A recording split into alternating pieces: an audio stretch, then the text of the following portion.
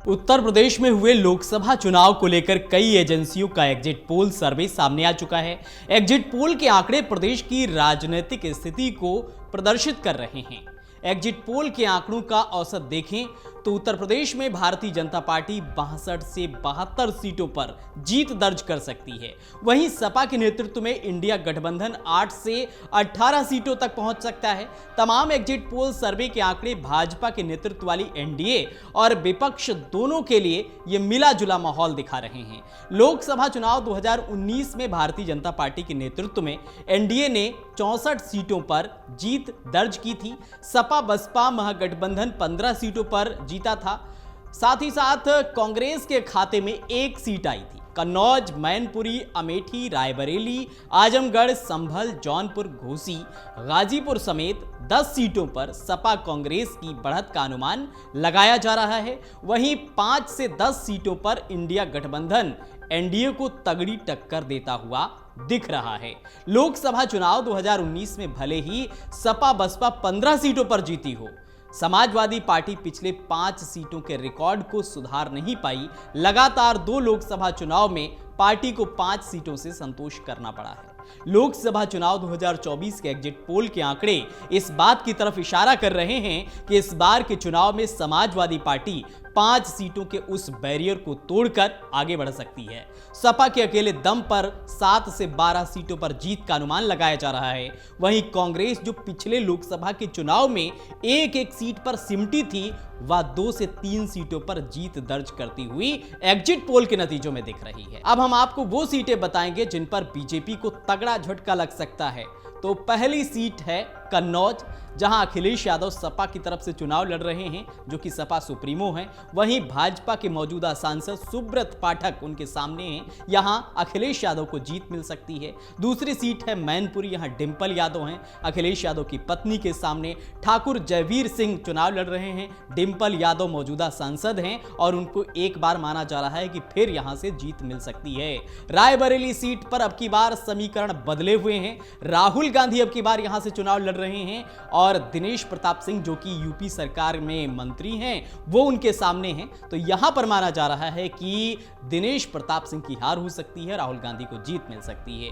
Amethi seat की बात करें तो यहां पर गांधी परिवार के भरोसेमंद केएल शर्मा चुनावी मैदान में है कांग्रेस की तरफ से, और स्मृति ईरानी बीजेपी की तरफ से उम्मीदवार है, जो कि मौजूदा सांसद हैं, केंद्रीय मंत्री हैं। यहां भी माना जा रहा है कि बीजेपी को झटका लग सकता है। अगली सीट है फिरोजाबाद। फिरोजाबाद में सपा की तरफ से अक्षय यादव मैदान में हैं और उनके सामने विश्वदीप सिंह भाजपा की तरफ से हैं। यहां माना जा रहा है मौजूदा सांसद अक्षय यादव को जीत मिल सकती है। आजमगढ़ सीट की बात करें तो यहां पर बड़े उलटफेर के संकेत मिल रहे हैं। धर्मेंद्र यादव सपा की तरफ से चुनाव लड़ रहे हैं। दिनेश लाल यादव निरहुआ भाजपा कैंडिडेट है। माना जा रहा है यहां धर्मेंद्र यादव को जीत मिल सकती है। संभल की अगर बात करें तो यहां जियाउल रहमान सपा की तरफ से हैं। परमेश्वर लाल सैनी भाजपा की तरफ से हैं। यहां संभल सीट पर सपा को जीत मिल सकती है। जौनपुर की बात करें तो यहां पर भी बीजेपी को झटका लगता दिख रहा है। बाबू सिंह कुशवाहा इस सीट को जीत सकते हैं, जबकि बीजेपी के कृपा शंकर सिंह को झटका लग सकता है। घोसी की अगर बात करें तो राजीव राय सपा की तरफ से चुनावी मैदान में हैं और अरविंद राजभर सुभाषपा की तरफ से चुनावी मैदान में हैं। अरविंद राजभर को यहां पर झटका लगता हुआ दिख रहा है। गाजीपुर सीट पर अफजाल अंसारी को जीत मिल सकती है। सपा के कैंडिडेट हैं और यहां पारसनाथ राय बीजेपी की कैंडिडेट हैं। इनको हार मिल सकती है, ऐसे अनुमान लगाए जा रहे हैं। तो ये वो तमाम सीटें थीं, 10 सीटें जिन पर बीजेपी को झटका लग सकता है। एक पॉलिटिक्स सर्वे रिपोर्ट के अनुसार जो जारी हुई है, इसके तहत यूपी में समाजवादी पार्टी के मुखिया अखिलेश यादव कन्नौज से जीतते नजर आ रहे हैं। वहीं उनकी पत्नी और निवर्तमान सांसद डिंपल यादव एक बार फिर मैनपुरी पर कब्जा जमाती हुई दिख रही हैं। फिरोजाबाद से समाजवादी पार्टी के अक्षय यादव एक बार फिर अपनी सीट पर कब्जा जमा सकते हैं। वहीं आजमगढ़ में दिनेश लाल यादव निरहुआ को हार का सामना करना पड़ सकता है। सपा के धर्मेंद्र यादव संसद तक पहुंच सकते हैं। वहीं संभल सीट पर एक बार फिर से सपा को बढ़त मिल सकती है। कांग्रेस के लिए भी स्थिति बेहतर दिख रही है। कांग्रेस सांसद राहुल गांधी केरल की वायनाड सीट के अलावा उत्तर प्रदेश की रायबरेली लोकसभा सीट से चुनाव लड़ रहे हैं। एग्जिट पोल सर्वे के मुताबिक राहुल गांधी रायबरेली सीट पर जीत दर्ज कर सकते हैं। वहीं अमेठी में भी भाजपा को झटका लगता हुआ दिखाई दे रहा है। भाजपा उम्मीदवार और केंद्रीय मंत्री स्मृति ईरानी को कांग्रेस के केएल शर्मा से हार झेलनी पड़ सकती है, ऐसे एग्जिट पोल में संकेत मिले हैं। भाजपा गठबंधन के तहत रालोद और अपना दल एस अपने हिस्से की दोनों सीटों पर जीत दर्ज करते हुए दिख रहे हैं। सर्वे के तहत योगी सरकार में मंत्री ओम प्रकाश राजभर के बेटे अरविंद राजभर घोसी सीट पर हारते नजर आ रहे हैं। वहीं जौनपुर में भी भाजपा के कृपाशंकर सिंह को बाबू सिंह कुशवाहा के हाथों हार झेलनी पड़ सकती है। शिवपाल यादव के बेटे आदित्य यादव बदायूं से हार सकते हैं।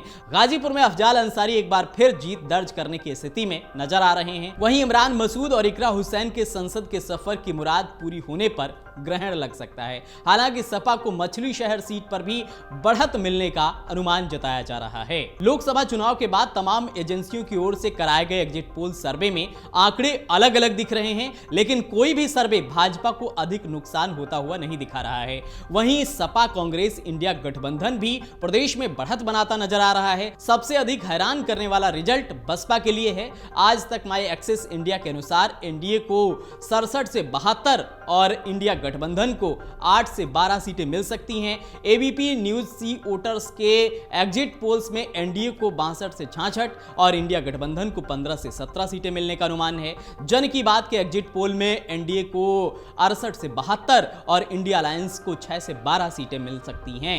न्यूज नेशन के सर्वे में एनडीए को 67, इंडिया गठबंधन को 10 और अन्य को 3 सीट मिलने का अनुमान जताया गया है। रिपब्लिक टीवी का एग्जिट पोल सर्वे एनडीए को 69 और इंडिया अलायंस को 11 सीटों पर जीत दिखा रहा है। इंडिया न्यूज के सर्वे के तहत एनडीए को 69 और सपा कांग्रेस को 11 सीटों पर जीत मिल सकती है। इंडिया टीवी सीएनएक्स के एग्जिट पोल के अनुसार भाजपा गठबंधन को 62 में से 68 सीटें और सपा गठबंधन को 10 से 16 सीटें मिलने का अनुमान जताया जा रहा है।